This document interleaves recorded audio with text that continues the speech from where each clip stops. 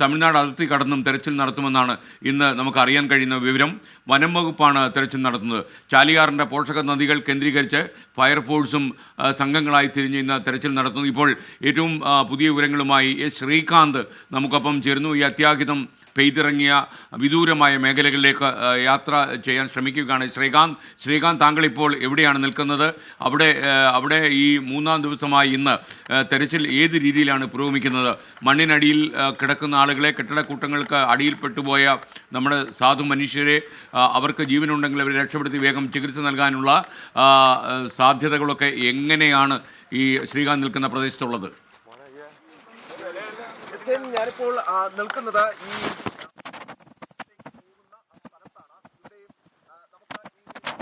ബന്ധം വിച്ഛേദിക്കപ്പെട്ടുവെന്ന് എനിക്ക് സംശയമുണ്ട്. പ്രേക്ഷകർക്ക് അറിയുന്നത് പോലെ അവിടെ വാർത്താവിനിമയ സംവിധാനങ്ങളൊക്കെ ഒരല്പം ദുഷ്കരമായി തന്നെയാണ് പ്രവർത്തിക്കുന്നത്. നമുക്ക് കുഴപ്പമില്ല, ശ്രീകാന്ത് നമുക്കൊപ്പം ചേരും. എന്തായാലും ഈ മുണ്ടക്കയിലെ ഉരുൾപൊട്ടലിൽ മരിച്ചവരുടെ സംഖ്യ കൂടുന്ന ഒരു സാഹചര്യം ദേശീയ തലത്തിൽ തന്നെ ഇതിനൊരു വലിയ ദുരന്തമാക്കി മാറ്റുകയാണ്.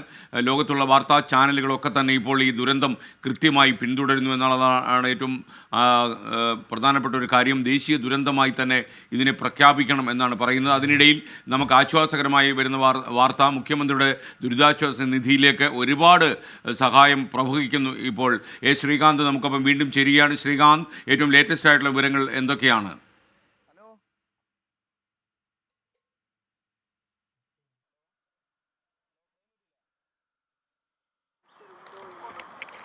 ഹലോ, കേട്ടുകൊണ്ടിരിക്കുകയാണ് ശ്രീകാന്ത്, പറയൂ. ഞാനിപ്പോൾ നിൽക്കുന്നത് ഈ മുണ്ടക്കൈക്ക് തൊട്ട് താഴെ, മുണ്ടക്കൈ LPS ചേർന്നുള്ള ഭാഗത്താണ്. ഈ ദൃശ്യങ്ങളിൽ കാണുന്നത് കഴിഞ്ഞ ദിവസം ഈ ഭാഗത്തുനിന്നും ഏതാണ്ട് 7 മൃതദേഹങ്ങളാണ് കണ്ടെടുത്തത്.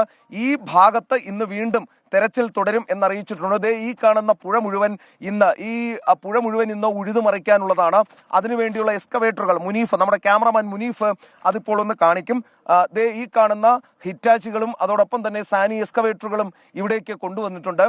ഇതുപയോഗിച്ചിട്ടായിരിക്കും ഇന്നത്തെ രക്ഷാദൗത്യം മുഴുവൻ നടക്കാൻ പോകുന്നത്. ഈ കഴിഞ്ഞ ശിരൂരിൽ വലിയ തോതിൽ മണ്ണിടിച്ചിലുണ്ടായ സമയത്ത് ഇതുപോലെയുള്ള വലിയ കൂറ്റൻ യന്ത്രങ്ങൾ കൊണ്ടുവന്നാണ് അവിടെ ആദ്യഘട്ടത്തിൽ ഈ മണ്ണ് മാറ്റിയുള്ള പരിശോധന നടത്തിയത്.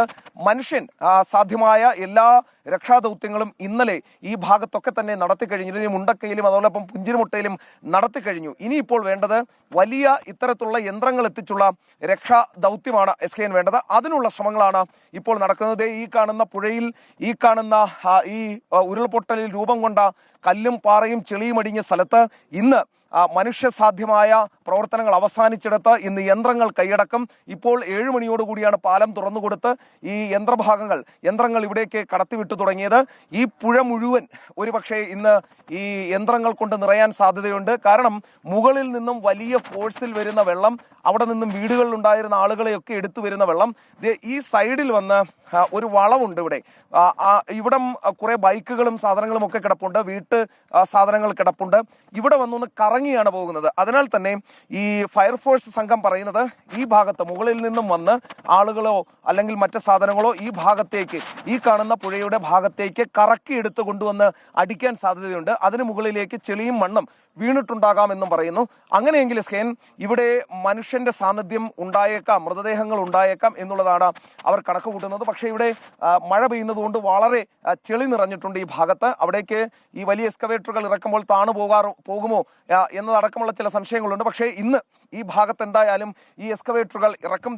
ഈ കൂറ്റൻ കൈകൾ കൊണ്ട് മുനീഫ ഒന്ന് കാണിച്ചു കൊടുത്താൽ, ഈ കൂറ്റൻ കൈകൾ കൊണ്ട് ഇന്ന് ഇവിടുന്ന് മണ്ണ്, ഈ ആറ്റിൽ കിടക്കുന്ന, ഈ പുഴയിൽ കിടക്കുന്ന മണ്ണും ചെളിയും ഒക്കെ അതിനുള്ളിൽ മൃതദേഹങ്ങളുണ്ടോ എന്ന് നോക്കും. നേരത്തെ ഹാഷ്മി പറഞ്ഞതുപോലെ ഇനി ഒരു രക്ഷാദൗത്യം എന്ന് ഇതിനെ വിളിക്കാൻ സാധിക്കുമെന്ന് അറിയില്ല. കാരണം ജീവനുള്ള ആളുകളെയൊക്കെ തന്നെ, രക്ഷപ്പെട്ടു പോയ ആളുകളെയൊക്കെ തന്നെ രക്ഷപ്പെടുത്തിയിട്ടുണ്ട്, ഇവിടെ നിന്നും മാറ്റിയിട്ടുണ്ട്. ഇനിയിപ്പോൾ മണ്ണിനടിയിലുള്ള മൃതദേഹങ്ങൾ വീണ്ടെടുക്കുക എന്നുള്ളത് മാത്രമാണ് അറിയാനുള്ളത്. അത് ഇന്നിപ്പോൾ നടക്കുകയും ചെയ്യും. ഏറ്റവും പ്രധാനപ്പെട്ട തെരച്ചിൽ നടക്കുന്ന ഒരു സ്പോട്ട് ഈ കാണുന്ന മേഖലയാണ്. കാരണം ഇതൊരു റിവർ ബെഡായി രൂപപ്പെട്ടിട്ടുണ്ട്.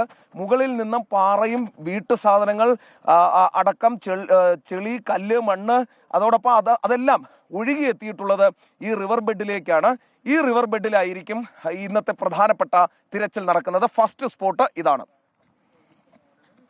ശ്രീകാന്താണ് വിവരങ്ങൾ നൽകിയത്. ഇപ്പോൾ ആർ അച്യുതൻ ഡൽഹിയിൽ നിന്നൊരു വിവരം അറിയിക്കുന്നുണ്ട്. ലോക്സഭയിലെ പ്രതിപക്ഷ നേതാവ് രാഹുൽ ഗാന്ധി വയനാട്ടിലേക്ക് വരുന്നതിനായി ഡൽഹി വിമാനത്താവളത്തിൽ എത്തിയെന്നാണ്. അല്പസമയത്തിനകം അദ്ദേഹം കണ്ണൂർ എയർപോർട്ടിലേക്ക് യാത്ര തിരിക്കും.